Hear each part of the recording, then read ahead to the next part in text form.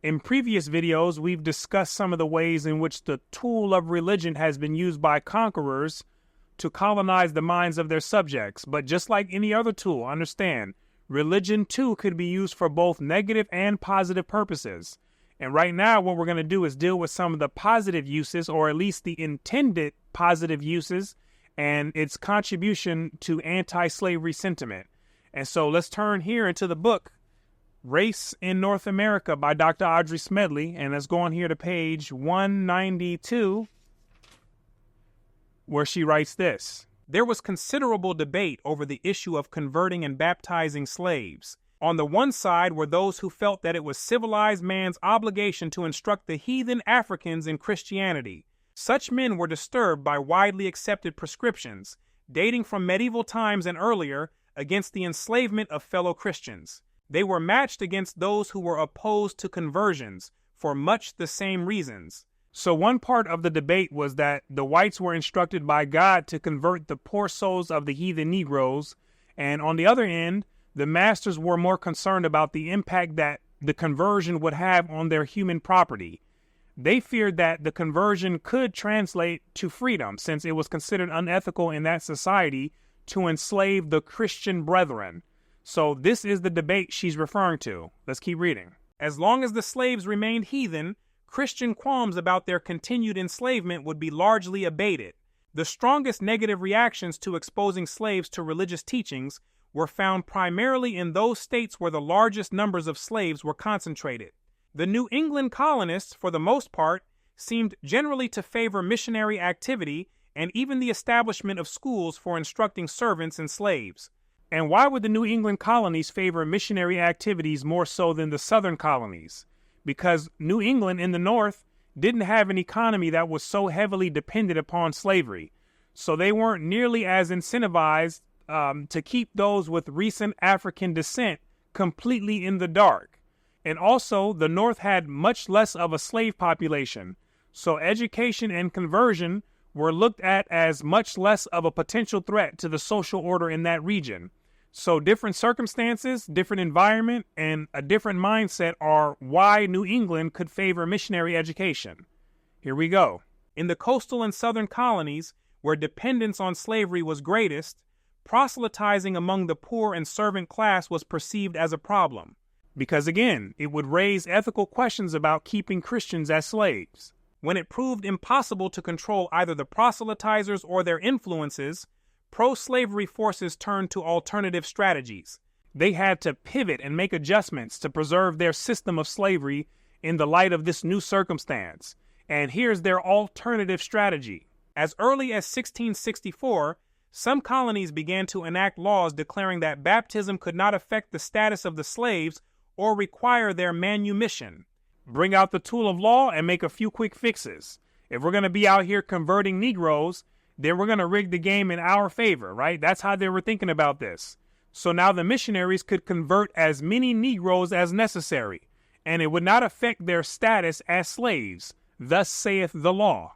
Let's continue. In this, the colonists were following precedents established in Latin America, where baptisms were virtually universal, and the church also owned large numbers of slaves. Early in the 18th century, various religious groups in England and Europe, mostly Protestants and including some men and women of prominence and wealth, began to press more vigorously for the conversion of slaves. In 1701, the Society for the Propagation of the Gospel in Foreign Lands was formed, which eventually gained the support of the Church of England. Although its success was at best questionable, it found itself the heir of a large plantation with 400 or 500 slaves and soon succumbed to the lure of profits. It kept alive the obligation to proselytize and exemplified the ways by which Christian duty could be rendered compatible with slavery. And this was a key part to making the conversion successful, which was how it could be made compatible with slavery. Actual arguments against slavery itself appeared to surface slowly in the Christian community. The earliest and the most vociferous and persuasive of all the religious groups were the Quakers, and for the next 150 years, theirs was the strongest and most consistent voice in the anti-slavery movement in England and the colonies. When George Fox, the Quaker leader, began his campaign in the 1650s, he argued that slavery was inherently evil and repulsive to Christian principles. And guess what? As far as I know, George Fox didn't own any slaves, so he wasn't bound by the lure of profits, and he wasn't nearly as vested in that system.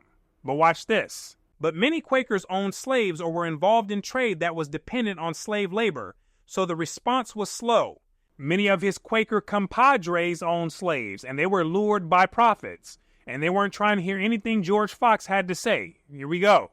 Soderlund, 1985, observes that it took 100 years of deliberation before the Quakers could convince their fellow religionists to give up their slaves. In other words, it took about 3 or 4 generations before that idea could find a home in the minds of the Quakers.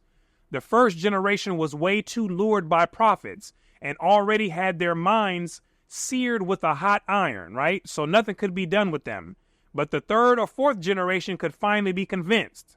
Let's get some more. Wealthy Quaker slaveholders acted to hold on to their laborers, insisting on their own benevolence as sufficient for Christian redemption, meaning they felt as though they had treated their slaves after a righteous manner, so there was no need to free them, and their good treatment of their slaves was good enough to align with Christian values. In 1776, the Quakers finally prohibited all slave ownership.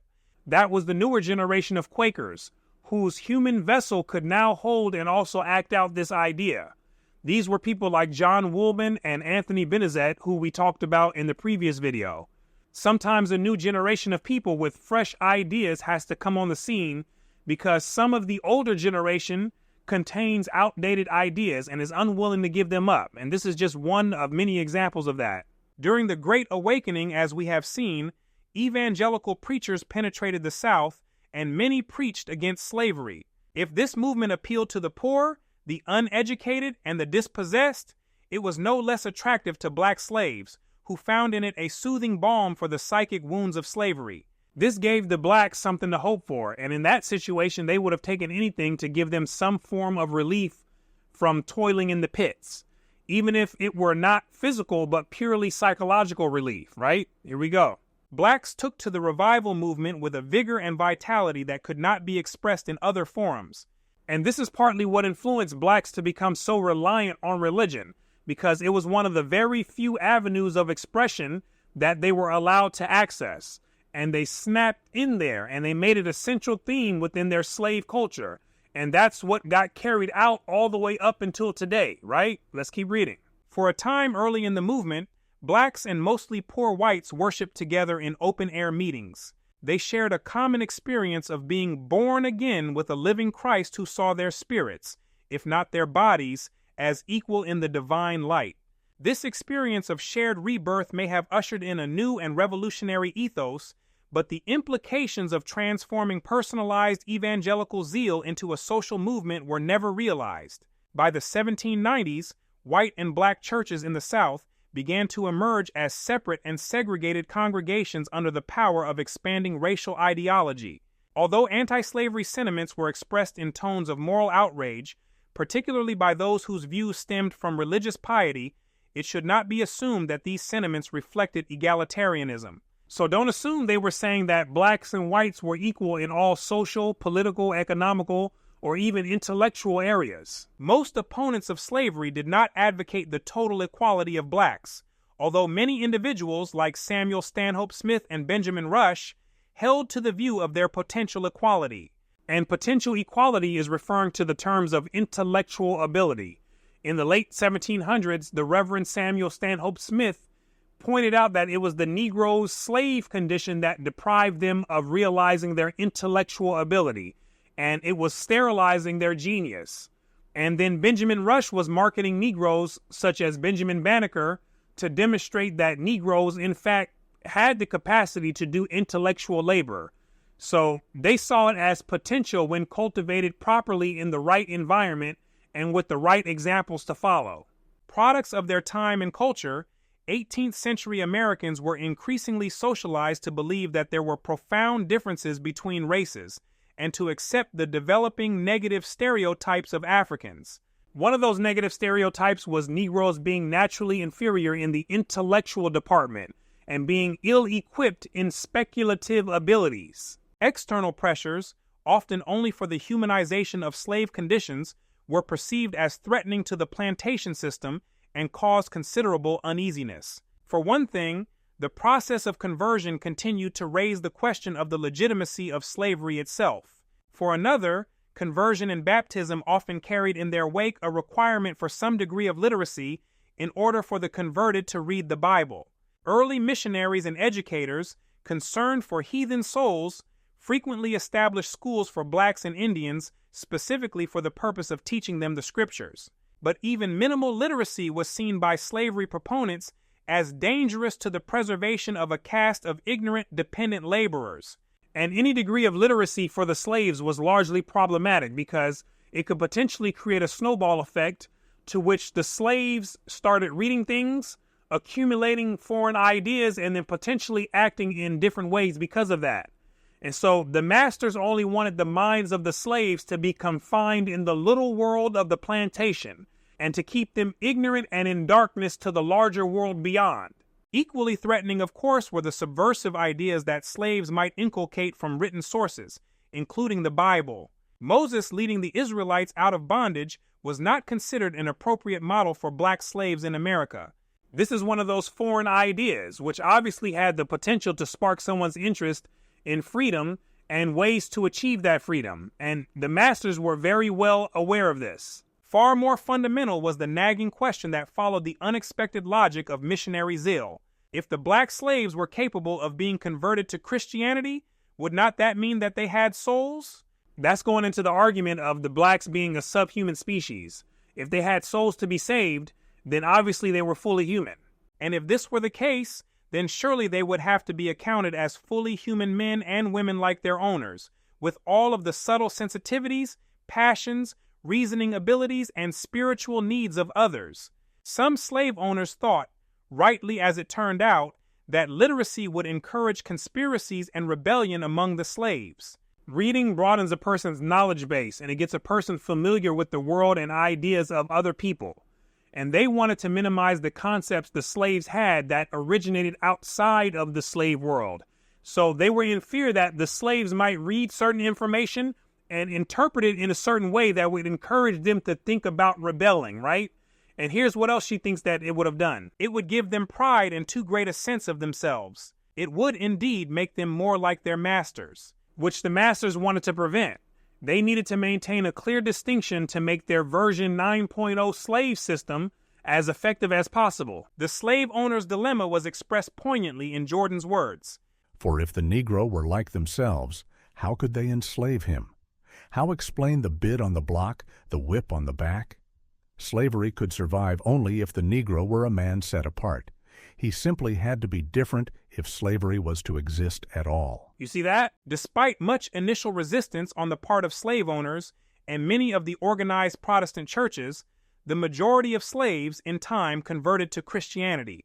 Most became Baptists or Methodists, and some became members of the churches of their masters. Watch this. The revivalist fervor of the Great Awakening era may have underscored the spiritual equality of blacks and whites, but this had little impact on the slave condition, meaning the blacks could be seen as equal as far as spiritual or in the next life somewhere, but as far as the here and now in the physical, it didn't do anything to help their condition of working outside all day in the hot sun. Although many evangelists were or became abolitionists, others placated slave owners who objected to conversion by arguing that the effect of Christianity upon slaves would be a mollifying one, conditioning them to proper Christian humility and willingness to serve their masters. Some preachers of the gospel were against the system of slavery, but others had a different view, and they sought to convince masters that Christianity could be used to make the slaves more docile and more obedient. And we're going to talk more about this here on the next video on how they sold masters on the conversion of Negroes. In any case, the black presence was no longer an alien one. There were already in many areas blacks descended from 7 or more generations of laborers on American soil.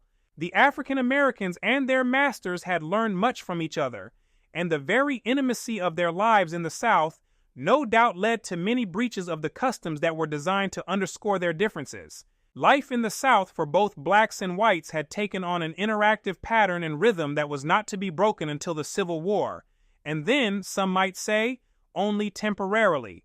It seems oddly incongruous that the more culturally adjusted these populations became, the more the dominant whites simultaneously focused on and emphasized their differences, even to the point of inventing some, which their ancestors had already done in an earlier period by saying they had black skins.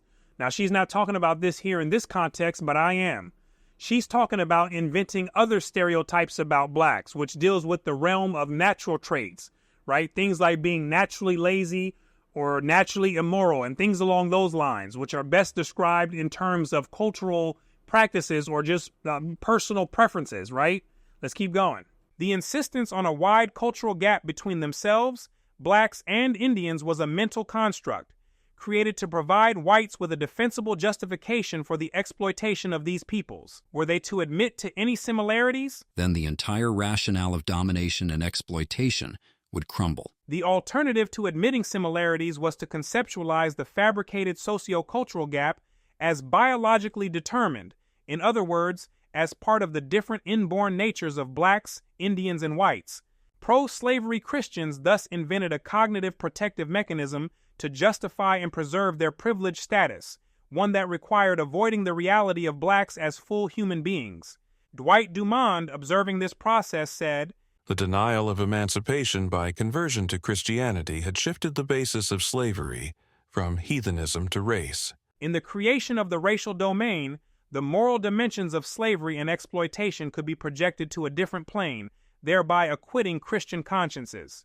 So although conversion to Christianity had some adherents with pure intentions, and Christianity helped to relieve some of the psychological stress of the enslaved, it was not an effective tool for getting rid of slavery altogether, because the colonists did what?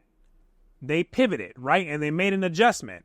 And they relocated the issue to that of a separate racial issue, right?